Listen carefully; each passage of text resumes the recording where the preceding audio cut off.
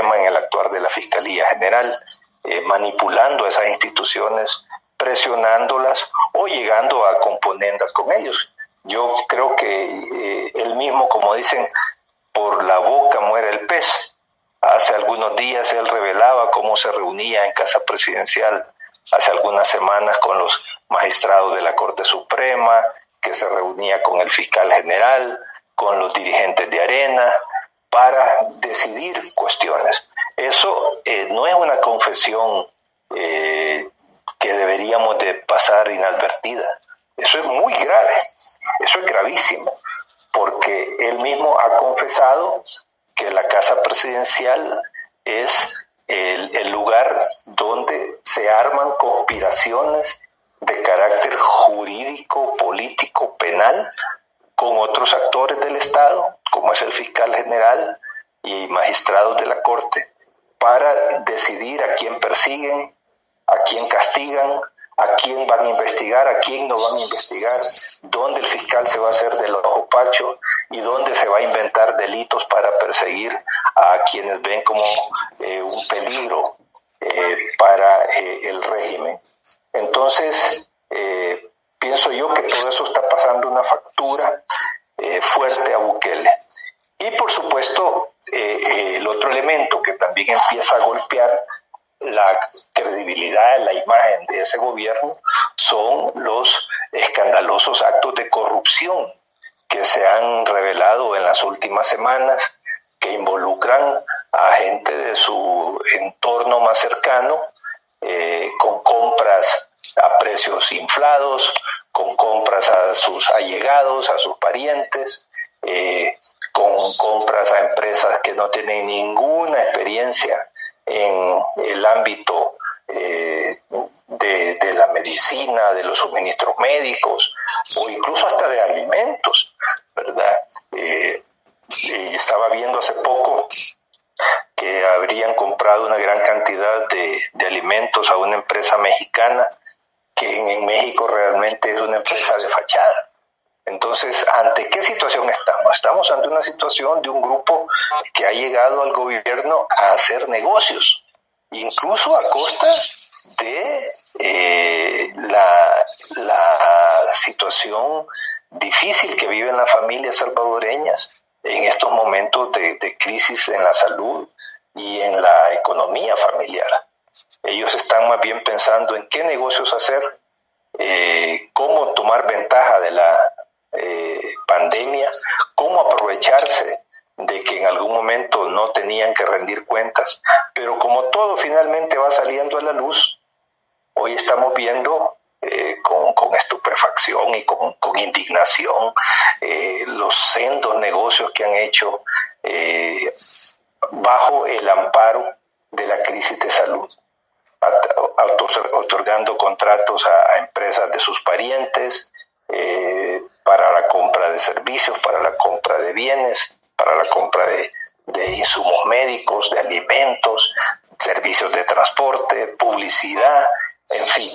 Yo creo que esos tres factores, la corrupción galopante del régimen, el estilo cada vez más confrontativo y desestabilizador que caracteriza a Bukele y por ende a sus allegados más cercanos que les ha dado cargos de confianza, y por supuesto el pésimo y negligente manejo de la pandemia, lo que le está pasando factura. Y como vemos entonces, pues esto dentro de la lógica en la que se maneja Bukele y su grupo, pues necesita de alguna forma salir a ser contrarrestado. ¿Cómo lo contrarrestan? Bueno, con cortinas de humo,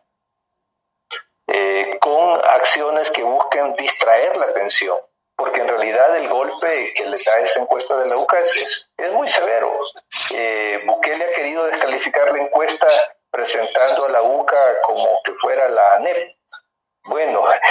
es muy interesante porque hace algunos meses, todavía en los meses de la campaña electoral, Bukele le daba una gran credibilidad a las encuestas de la UCA. cuando en aquel momento señalaban que Bukele podía ganar la elección. Entonces celebraba esas encuestas, las aplaudía, las elogiaba, las bendecía, pero ahora que le están mostrando una realidad que no le gusta, una realidad que le choca porque prácticamente lo está poniendo frente al espejo de la realidad, hoy quiere descalificarla. Y recurren a acciones de distracción como la que hicieron ayer en la asamblea con ese grupo de personas prepotentes que llegaron a querer provocar a los diputados a comportarse como niños malcriados, o lo que hicieron más tarde ya en contubernio con el fiscal de capturar al exministro de Defensa, haciendo todo un show mediático como lo acostumbran cuando quieren golpear a alguna persona que la ven como un peligro, como una amenaza, porque no se somete a sus dictados. Yo sé que este es un tema que sin duda los compañeros, amigos que están escuchando este programa se preguntarán a qué se debe, a qué obedece, que justamente el día en que se publica esa encuesta devastadora para Bukele, pues deciden capturar al ministro de la Defensa, acusarlo de una serie de delitos que difícilmente creo yo que puedan ser probados, que son de las cosas que se fabrican en los laboratorios de la Fiscalía, para pues tener a personajes que no le son de su agrado, ya sea presos o ya sea perseguidos en general. Y de alguna manera, según ellos, pues golpear al FMLN, porque está claro, pues el FMLN para Bukele es el enemigo al que hay que destruir, al que hay que derrotar, y van a continuar. Yo lo he dicho, y lamentablemente la vida me está dando la razón. Lo que iniciaron contra mi persona era apenas el comienzo de una serie de persecuciones totalmente arbitrarias, absolutamente ilegales, sin ningún tipo de pruebas, sin ningún tipo de fundamentos en la realidad, sino más bien como experimentos de persecución política por la vía judicial. Y no es ninguna casualidad, porque el fiscal general Raúl Melara está comprometido hasta la médula con Bukele, que el día de ayer haya salido a su auxilio para aliviarlo del impacto que significó que se conozca esta encuesta de la UCA. Adelante, Pablito. Bueno, aquí estamos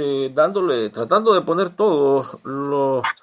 que nos están mandando a Sigfrido. Te sabré decir que hay bastante material acá. Nos dicen, estabas mencionando lo de David Munguía Payés, y que también nos dicen acá cómo se pudiera interpretar eso de que al mismo tiempo de estar metiendo en la cárcel al ex ministro de la Defensa, a ese mismo tiempo estaban sacando de la cárcel a quien fuera presidente de la Administración Nacional de Acueductos y Alcantarillado, César Funes, a quien, por cierto, tiene una lista larga de saqueo al Estado en millones de dólares. Pero ayer salió libre. Dicen estará en arresto domiciliario y lo ponen entre comillas. Y te preguntan cuál sería entonces el mensaje que se está mandando, sacando de la cárcel a un corrupto, saqueador del Estado, y metiendo a la cárcel a un exministro de la Defensa. Adelante, Sigfrido, después seguimos con lo demás. Bueno, no nos debe de extrañar que este tipo de situaciones obligan a los que están detentando el poder a generar distracciones, cortinas de humo, para, pues, de alguna forma tapar algún tipo de situaciones que les puede resultar incómodo. Ya lo decía yo hace algún momento, Bukele es miembro del partido Gana, ¿verdad? Y todos sabemos la asociación que hay entre el partido Gana y el grupo de Elías Antonio Saca. Y no es ninguna casualidad entonces que en el momento en que liberan a una persona que se le probó, más allá de cualquier duda, su participación en hechos verdaderamente repudiables, como es el saqueo de el erario público, de cantidades muy, pero muy jugosas de dinero, pues el mismo día en que le están dando algún tipo de prerrogativa para, pues, continuar con su condena, posiblemente en su casa, ese mismo día desaten todo un show mediático y judicial capturando al exministro de la Defensa Nacional, que dicho sea de paso, es un exministro, un militar, que siempre la derecha le ha llevado mucho odio, porque recordemos que la Fuerza Armada siempre fue un instrumento al servicio de la oligarquía. Antes de la dictadura militar, durante la dictadura militar que se inició con el general Martínez, y todavía después de que se firmaron los acuerdos de paz,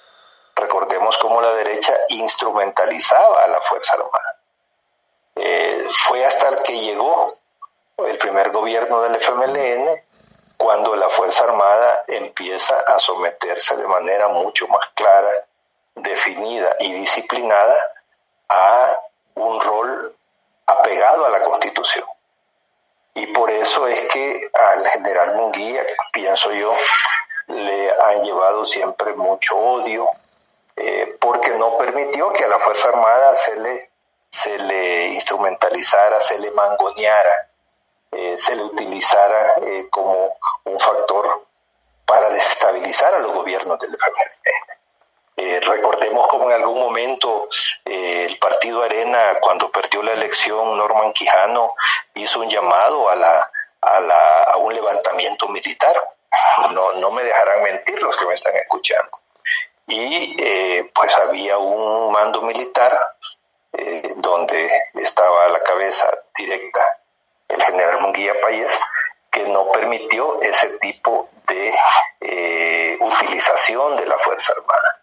Entonces no es una casualidad de que junto con otros que hemos sido adversarios acérrimos de la derecha, seamos parte de una lista de perseguidos. A Munguía Payés por años lo investigaron, hasta donde yo entiendo, no le probaron nada, y ahora parece de que lo que van a sacar es algún tipo de testigo criteriado, como últimamente se le llama, que son testigos que bajo amenazas de que los van a mantener presos durante 30 años, les dicen, bueno, si no querés estar preso 30 años, tenés que acusar a fulano o a mengano y decir lo que nosotros queremos que digas para poder inculparlo y procesarlo. No me extrañaría que en el caso del general Munguía sea este el manejo que tienen preparado, el guión que tienen preparado.